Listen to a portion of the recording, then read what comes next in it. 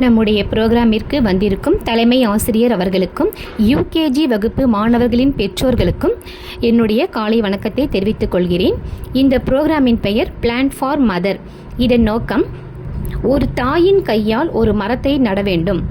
பிள்ளைகள் அந்த மரத்திற்கு தண்ணீர் ஊற்ற வேண்டும்.